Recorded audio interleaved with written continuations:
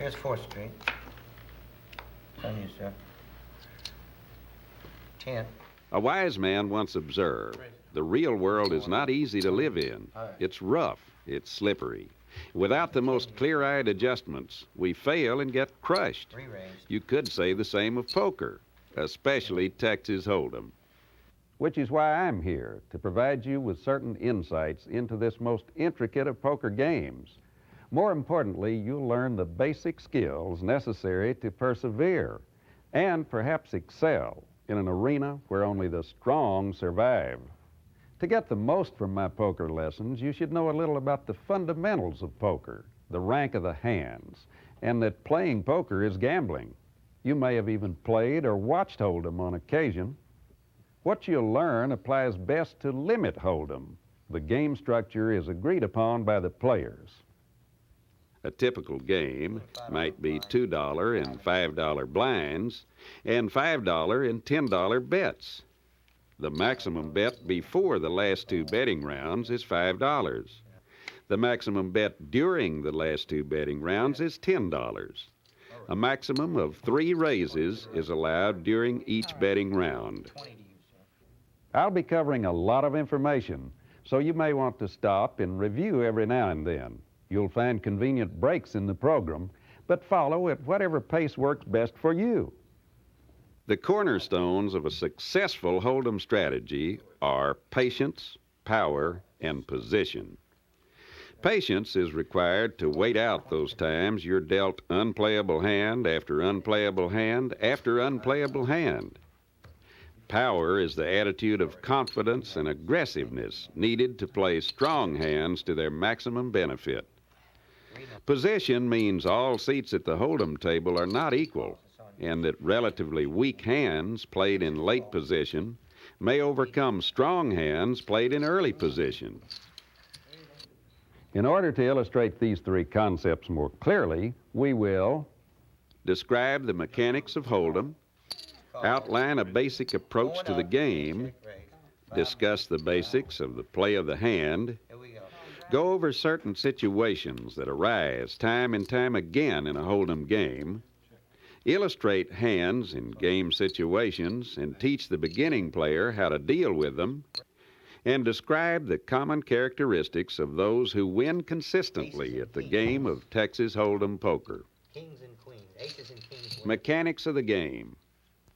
The dealer shuffles and deals the cards to each player at the table. In home games, the deal rotates to the next player on the left after each hand. The dealer plays in the game, acting last at each betting interval. In casino games, where the dealer is provided by the house and does not play, a white button is passed around the table to show who will act last during each hand. The player who acts last is referred to as the player on the button, or the dealer. By the way, for the purposes of this videotape, the players are holding their cards so we can see them. When you sit at the Hold'em table, make sure only you can see your hold cards. There may be as many as 11 players in a Texas Hold'em game. Each player makes his own decisions and acts in turn.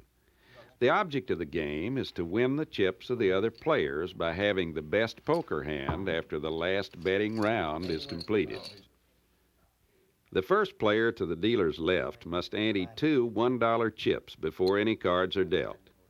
This is the small blind. The second player to the dealer's left must ante 1 $5 chip before any cards are dealt. This is called the big blind. The small blind and the big blind make the start of the pot, for which all players compete. In our game, white chips are worth $1. Red chips are worth $5, and blue chips are worth $10. Each player is dealt 2 cards face down. This is the starting hand.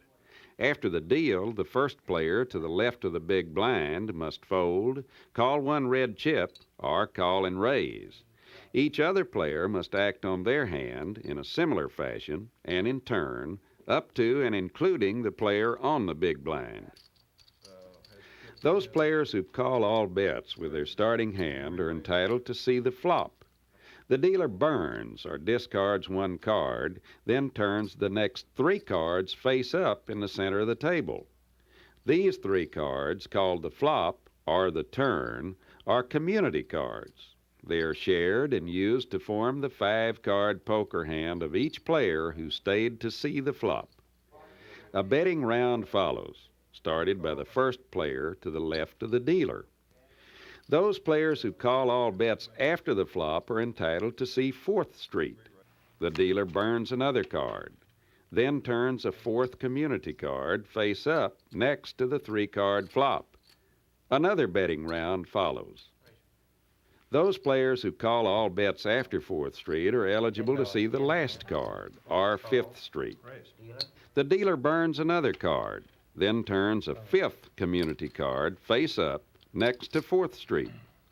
A final betting round follows. After the last bet is made and called, remaining players turn up their 2 hold cards, the best 5-card hand, made up from each player's 2 hold cards, and the 5 community cards, wins the pot. If any of the terminology I just used was confusing, here are some definitions to help you. To check means not to bet. You can do this and remain in the game if no bets are placed ahead of you. To bet means to place some chips in the pot, determined by the game's limits. This forces other players to pay if they want to remain in the pot. Folding means a player won't match a bet and surrenders his cards and right to the pot. Calling a bet means matching a bet and staying in the game. It's a call. To raise means to match another player's bet and increase it by an amount set by the predetermined limits of the game. The pot consists of all bets placed at risk, including both blinds. The pot is the prize for which each player competes. The player showing the best poker hand after the end of the last betting round wins the pot. The best hand is chosen from the cards held by eligible players after 5th Street. A player must consider his 2 hold cards and the 5 community cards to determine what his poker hand is. The best hand consists of 5 out of 7 cards, both hold cards plus 3 of the 5 community cards, or 1 hold card and 4 community cards, or, on rare occasions, the best hand is the 5 community cards, in which case the pot is split equally among eligible players. The approach to the game. Patience and self-discipline are the most important traits that any Hold'em player can possess. A Hold'em player must have the patience to wait for playable hands. If his hands aren't playable, then he must fold dozens of consecutive hands if need be. Self-discipline is also a necessary trait. The discipline to save money and not risk even a single chip on trash hands.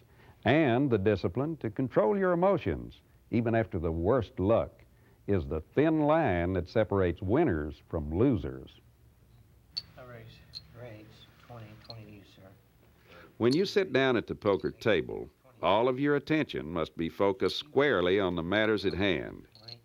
Keep your eyes on the deck, your mind on the principles of the game of Hold'em, and your attention riveted on your opponents around the table. If fatigue, ill health, a spat with a loved one, or any other matter keeps you from concentrating fully, then leave the table and return another day. Successful Hold'em players share one common characteristic: confidence. They're confident in their knowledge of the game. They're confident in their ability to value the particular hand they're holding. And they're confident in their ability to deal with, wait out, and eventually overcome the whims and fanciful deviations of lady luck. A Hold'em player should exhibit calm, quiet control, and a skillful player masters cards, chips, and other players without boasting, and always confident in his or her knowledge and skill. The play of the hand. Choosing your starting hand. The choice of a starting hand in Hold'em is the most important decision that has to be made. It's also the decision that has to be made most often, literally once per hand. In the long run, more money is lost because of poor starting hands than any other single cause. Have the patience to wait for good starting hands, and automatically your Hold'em game and your chances of winning will improve dramatically. Pair of aces are kings. These are the only two excellent starting hands in Hold'em. These are the two power hands before the turn or flop. One of these hands, the pair of aces, is better than the other hand, the two kings. This principle becomes painfully obvious when you hold king, king at the same time an opponent holds a pair of aces. Fortunately, this doesn't happen very often, but when it does, the memory of the event lingers. Note also that if you hold king, king before the turn, and if an ace comes on the turn, then you very well may not have the best hand. In the long run, you will be dealt a pair of aces about once in every 220 hands. Pair of queens. A pair of queens appears to be a very good starting hand, and often it is. In most deals, a pair of queens will be the best hand at the table before the flop. Sometimes queen, queen is not the best hand before the flop. If an opponent holds a pair of aces or a pair of kings when you hold a pair of queens, then you will probably lose a substantial amount of money if small cards make up the community cards at the end of the hand. Similarly, if you hold queen, queen, and the flop includes an ace or a king, you probably won't have the best hand at that point, or when the hand is complete. The pair of queens is a hand that appears powerful, and sometimes is, but turns out to be difficult to win with through a complete deal. There's a tendency to lose a lot with this hand most of the time, and win a little every once in a while. Other pairs. The hands Jack, Jack, 10, 10, all the way down to a pair of twos are in essence equal before the flop. These are referred to as small pairs.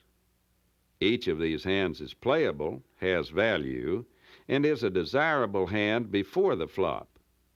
However, after the flop, the value of these hands decreases dramatically, depending on the number of overcards that are included on the flop. An exception to this is when you hold a small pair and make three of a kind on the flop. When this occurs, the hand becomes quite powerful. Another exception is when no overcards come on the flop. If this happens, your pair may very well be the best hand at the table. In these cases, the higher rank your small pair is, the more powerful your hand will be. If you start with a pair of twos or a pair of threes, then every flop must contain at least one overcard. Ace-king. The ace-king is the best starting hand that does not consist of a pair. Before the flop, any pair is a better hand than an ace-king combination.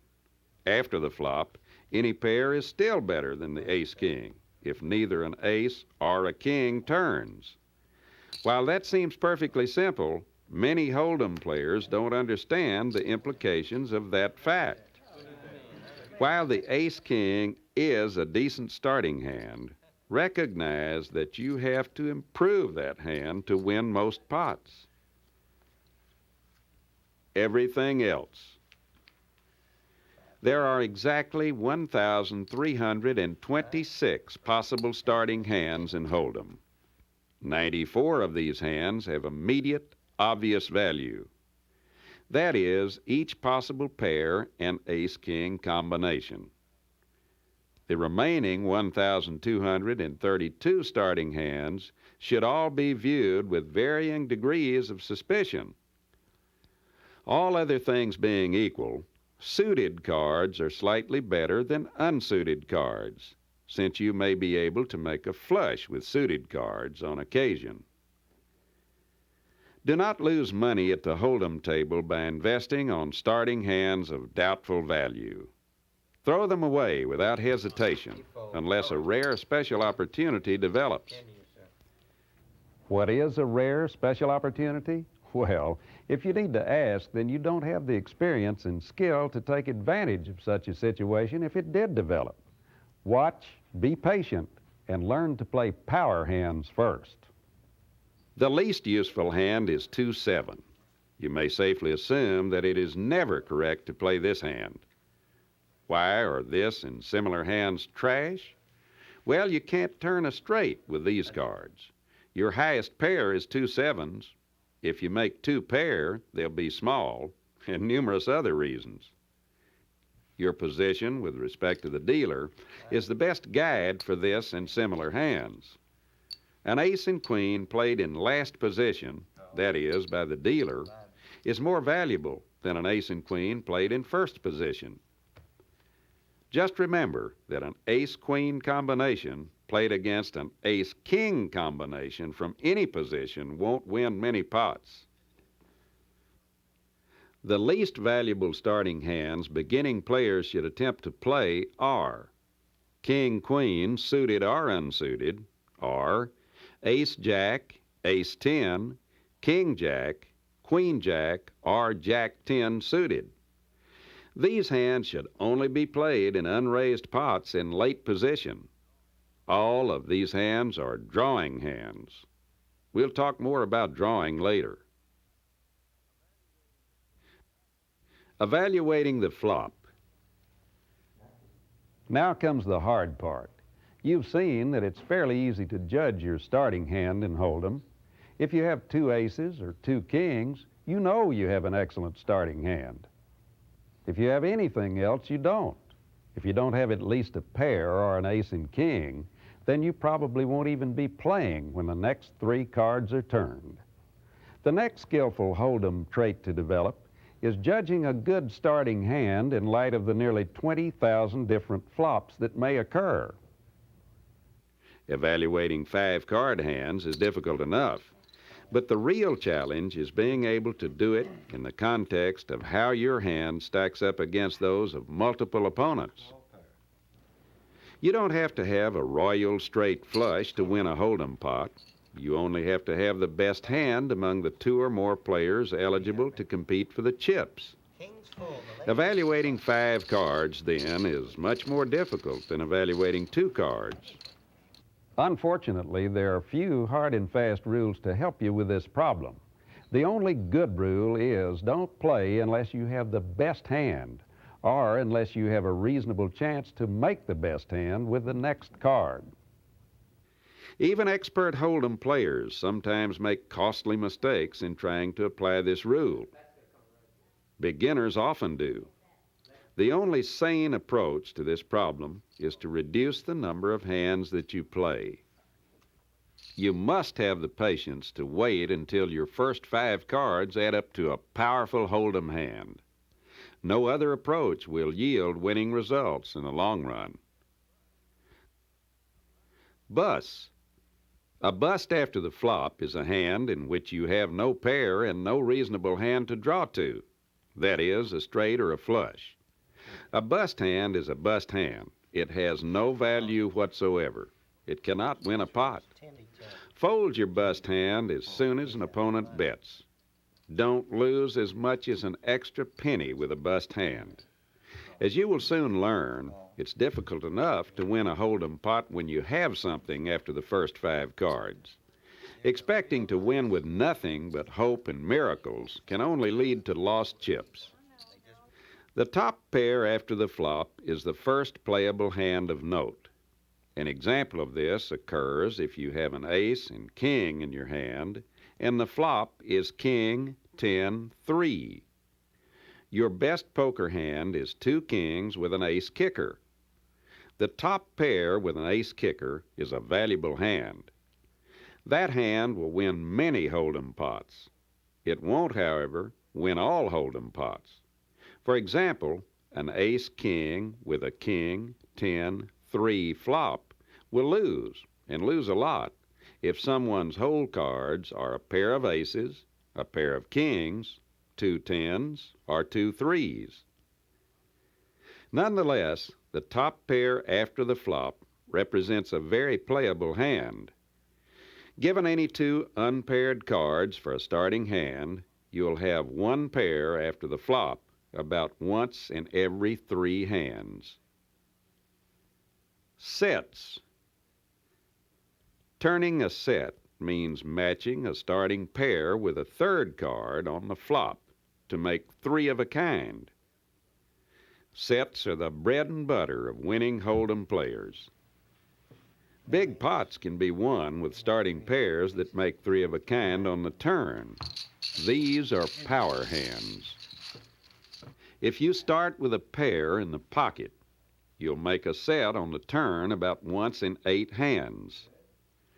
Power hands develop, but not often.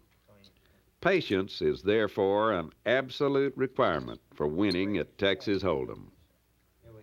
If you make a set on the turn, and if you play to the end of the hand, you'll come up with a full house about 1 in 3 times.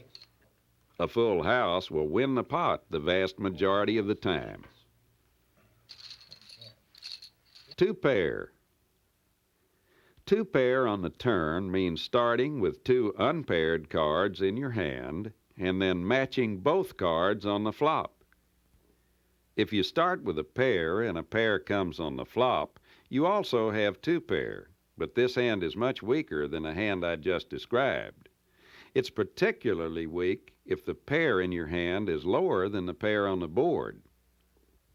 The 2 top pair is a considerably better hand than the 2 bottom pair, while the top and bottom pair is a bit weaker than the top 2 pair. All in all, 2 pair on the flop is considered a power hand. These hands will win many pots. Expect to turn 2 pair about once in 50 hands. 4 flushes and 4 straights. To turn a 4 flush or a 4 straight means that given an unpaired starting hand and given a 3-card turn, you hold 4 of the same suit, or 4 cards in succession. Beginning Hold'em players should have these hands only rarely because they should concentrate on playing power hands, which means that they want to play pairs for starting hands, not unmatched cards. 4 flushes and 4 straights are not power hands. A 4 flush is a drawing hand. It is a good drawing hand if, and only if, you hold the ace of the suit as one of your 2 hold cards, and if there's no pair on the board. A 4 straight is a drawing hand. It is a good drawing hand if, and only if, both of your hold cards are part of the 4-card straight. At least one of them is at the high end of the straight, and the cards on the board eliminate the possibility of an opponent holding a flush or full house. If you play drawing hands, you must minimize the amount of money you invest in the pot. The more bets and raises you have to match to play these hands, the less desirable they become. Often, you should throw these hands away and wait for something more promising. Have the patience to wait for power hands, and you'll win many more pots. If you start with a drawing hand in the hole, that is, king, queen suited or unsuited, or ace-jack, ace-10, king-jack, queen-jack, or jack-10 suited, then be prepared to throw it away if you don't make a good hand on the turn. Don't play these hands often, and don't hold on to them when they don't develop early. These are the various outcomes that may result from the nearly 20,000 odd Hold'em flops. Evaluating your chances of winning the pot at this point is relatively simple. If you hold a power hand after the flop, then bet or raise and play on. If you don't, then fold when an opponent bets. The exception is if you hold a good drawing hand and if you can draw after committing only a small amount of money to the pot. Remember, to win at Hold'em, you must have the patience to wait for power hands and the confidence to play those power hands aggressively when they come. Fourth Street play. Fourth Street refers to the fourth community card turned up in the middle of the table. After this card is turned, each player must again evaluate his hand and decide what action to choose. For beginning players, these choices shouldn't come very often, since most of the time they will either have a power hand that virtually plays itself, or they will have folded after the starting hand or after the turn. Playing only power hands means having to make fewer choices. Having less choices to make at this point automatically means less mistakes and fewer lost chips. Improved hands. If you stayed after the turn with a power hand and then improved that hand with the Fourth Street card, you are very definitely a favorite to win the pot. An improved hand at this point is two good pair, three of a kind, a full house, or even better. If you hold one of those hands, then better raise when your turn comes. In most cases, the larger the pot, the more money you're likely to win. Unimproved hands. A power hand after the turn that doesn't improve with the Fourth Street card presents a more difficult choice. Some unimproved hands at this juncture present the thorniest of all Hold'em decisions. Sets and two top pair are the easiest hands to address. In general, if you turned a set and didn't improve on Fourth Street, you probably still have the best hand. The major exceptions are when the board consists of 4 cards to a flush or 4 consecutive cards to a straight. Unimproved sets on Fourth Street are still good hands. They just can't always be considered power hands. This also applies to two top pair hands that don't improve on Fourth Street. If you hold two pair and an overcard comes on Fourth Street, then the value of your hand is somewhat reduced. If the board pairs on Fourth Street and doesn't touch your two pair, then you no longer hold the top two pair. An opponent with a big pair in the pocket now has your hand beat with two bigger pair. Again, if you hold two pair, be very cautious if the board consists of a 4 flush or 4 consecutive cards to a straight. Scare cards. A special case arises when you hold the top pair after the turn, but an overcard comes on Fourth Street and doesn't pair your kicker. Now you must decide if you still have the best hand. A good guideline is to assume that if the overcard is an ace, that an opponent now has a pair of aces. Since 2 aces beats any other pair, then you're beat. If your opponent bets at this point, then fold and wait for a better hand. If the overcard is not an ace, then the problem is not so clear-cut. At this point, a beginning player is on a true guess. The wisest move is to go with your first impulse. If that impulse says you are beat, then fold. If that impulse tells you that the overcard didn't pair your opponent, then bet. In either case, make your decision and live with the consequences. Whatever happens, forget it and concentrate on the next hand. Fifth Street play. Now comes the payoff for all that concentration, patience, and discipline. The fifth and last card has been dealt, and all that remains is one last betting round, the showdown, and pushing the pot to the player with the winning hand. If you played power hands, and if you didn't get unlucky, then that player is you. In any event, the decisions at this point in the game are a lot less complex. The nuts. The most beautiful hand in Hold'em is the nuts on Fifth Street. That is, With the 2 cards in your hand and 3 cards on the board, you hold the best hand possible with that particular combination of 7 cards. An example is King, King in your hand with 2 kings on the board with a 2, 8, and a 10. The nuts can't be beat and is a guaranteed win for the player that holds that hand.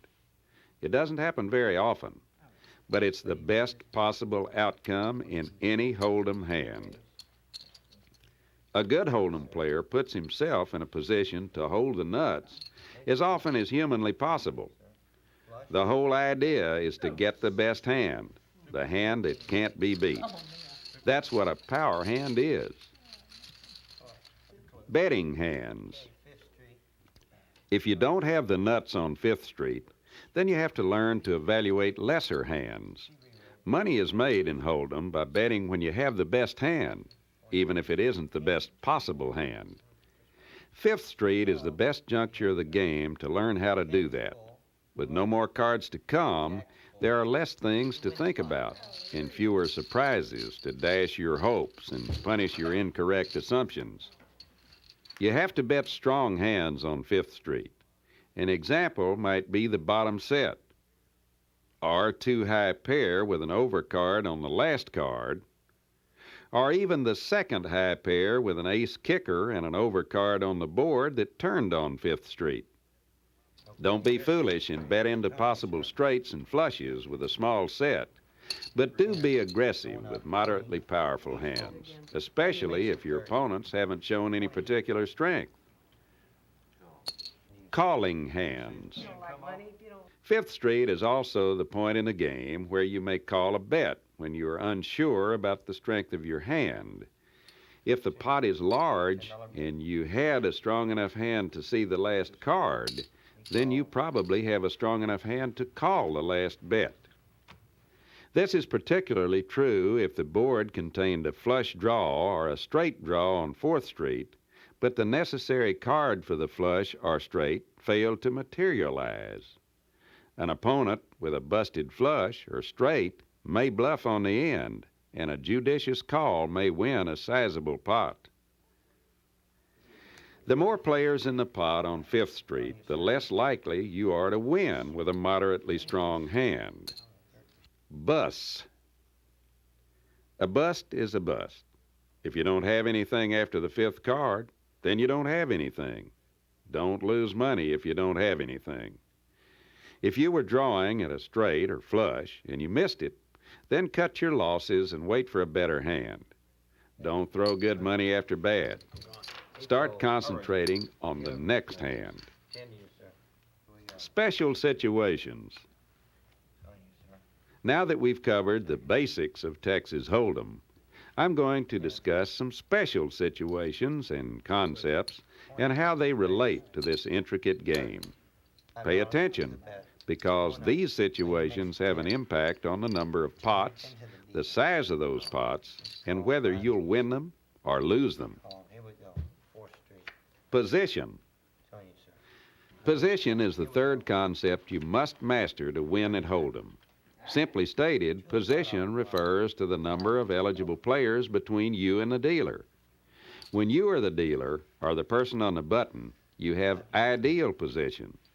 Your position is ideal because you're the last person in the pot to act on his hand. Conversely, when you are to the immediate left of the dealer, you have the worst position because you must act on your hand first at each betting interval. Those who act first convey information about the strength of their hand. Information is power at the Hold'em table. The more information you have, the easier it is to choose the best course of action with any given poker hand. When you're under the gun, that is, in first position, your 2-card starting hands must be especially strong. You must be more selective and choose starting hands very carefully in first position. A hand consisting of ace-queen is not often playable in a raised pot in first position. After the turn, don't play drawing hands in first position except in rare situations. Don't ever play a drawing hand in first position that won't be the nuts if you make your hand. If you turn a marginally strong hand in first position, play it conservatively and try to show the hand down with a minimum investment of money in the pot. When you are the dealer or on the button, you don't have to play as cautiously. An ace-queen is almost always playable when you act last. In fact, it's a raising hand in all unraised pots if you're the dealer. Other drawing hands are also often worth a raise in last position. Hands like 9-9 are worth a raise from last position in most situations. Jack-Jack or even 10-10 often justify a re-raise from the dealer in many games, particularly if the situation calls for aggressive play. After the turn, every advantage rests with the player on the button. Every other player in the pot must evaluate his cards in light of what came on the turn and act on that evaluation before the last player has to risk another chip.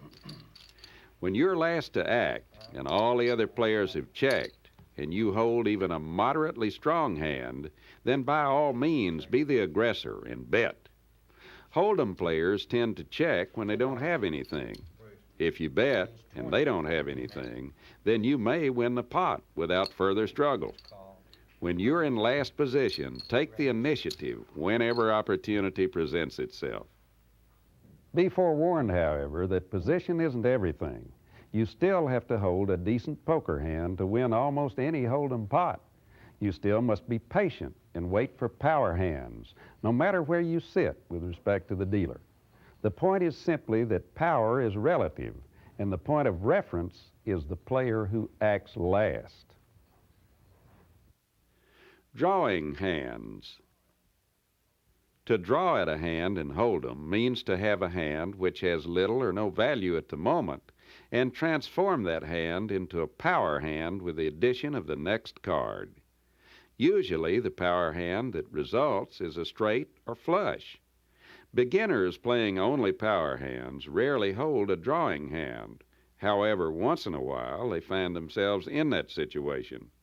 A good rule of thumb is to only play king-queen suited or unsuited, or ace-jack, ace-10, king-jack, queen-jack, or jack-10 suited as drawing hands. The problem with playing draws in hold'em is if the right cards don't come, the drawing hand has little or no value. Hands that have little or no value don't win many pots. The first rule in playing a drawing hand is to only draw at a hand that will be a winner if you get lucky and catch a card that makes your hand. Don't draw to hands that figure to be beat, even if you make them. For example, don't draw to a straight if a flush card can turn next. Don't draw to a flush with a pair on the board. And don't draw to the idiot end or small end of a straight. If you put money in the pot with nothing, then be sure you win that pot if you make that draw. In other words, draw to the nuts. The second rule in playing a drawing hand requires that the amount of money in the pot yield an appropriate return if you make your hand. This is called pot odds. Suppose, for example, after 4th Street you hold ace-king of diamonds and there are 2 diamonds on the board. There are 9 diamonds left and 37 unknown cards, giving a 1 to 4 chance that a diamond will be drawn on 5th Street and you'll make your flush. Therefore, if you must call a $10 bet to stay in the pot, there must be at least $40 or 4 times your bet in the pot to justify a call. If there was only $30 in the pot, a $10 bet would be a waste of money. If the pot was $100, it would be a bargain. Only play a drawing hand if you can win a substantial amount of money on those occasions when the right card comes. Betting versus calling. All hold'em poker players can be divided into 2 groups: those who take the initiative and bet their hands, and those who have a tendency to call bets made by others. In general, bettors are winners and callers are losers. The idea is not to bet blindly on the strength of any two cards, but to have the patience to wait for power hands and then bet those hands for value. If you have the best hand, you must bet when it comes your turn. In Hold'em, the next turn card may transform your opponent's trash hands into juggernauts. The only way to avoid that is to make your opponents fold bad hands at the first opportunity. They will only fold if you bet. Don't let them draw for nothing. 3 5s. See what happens when players with strong hands don't bet aggressively? The player with a small pair makes 3 of a kind on 5th Street and wins the pot. She should have been chased out of this hand right after the flop. Here we go. Here's the Now pay careful attention and you'll see how that last hand should have been played. 5, 5, you man. Be the aggressor. Bet power hands with confidence and purpose. If you're not sure if you have the best hand, bet anyway and try to find out. But don't be timid or hesitant. Assume you have the best hand until convinced differently. If you bet power hands and your opponents all fold, you win the pot and stack your winning chips. If you bet power hands and your opponents call, you show your hand, win the pot, and stack your winning chips. Either way, if you play truly powerful hands, betting results in more chips and bigger pots. You maximize your winnings by betting the best hand. Don't check and give others a free card. It may result in an opponent making a hand you can't beat. That is almost always a possibility. Also, don't hesitate and check because you're afraid someone may have you beat. Don't let anything intimidate you when you have the best hand or even think you have the best hand. Fear and intimidation are 2 of the greatest obstacles to winning at the Hold'em table. You can't win every hand. You won't win every hand even when you believe you have the best hand. But there are 2 ways to minimize your losses. First, don't play many hands. Be very selective about the hands with which you contest a pot. Fold a lot of hands and fold them in the early stages of a pot. Second, don't call bets made by an opponent unless you are drawing to a power hand or unless no more cards are to come and you think your hand may be good enough to win the pot. Callers are losers. Bettors are winners. Winners bet and win because they play power hands or they don't play at all. Bluffing. Beginning poker players should bluff about as often as they celebrate their birthdays. Trying to win a Hold'em pot when you don't have anything is a terrific waste of money. In the final analysis, you can only bluff good players, and beginning players who find themselves matched against good players will lose rapidly and consistently in any event. Don't bluff unless you have more chips than you need, or unless you want people to think you don't have the faintest idea of what's going on. Bluffing is for losers most of the time. Every Hold'em player must learn to deal with adversity. In fact, Hold'em is a poker game where bad breaks, impossible fortune, and miracle drawouts by opponents are common. You'll have to deal with these setbacks nearly every time you play Hold'em. Second best hands are bitter affairs that must be endured at the Hold'em table. A second best hand is a hand which you judge to be a power hand but isn't quite the nuts and winds up getting beat. The tendency is to lose a lot of chips with these hands because they must be bet, and bet aggressively. Good Hold'em players can't avoid losing money with good second best hands. And when that happens, it just has to be endured and promptly forgotten.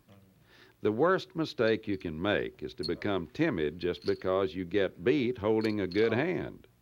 When this happens, and it will, resolve to get another good hand and bet it even more aggressively. Don't be easily deterred.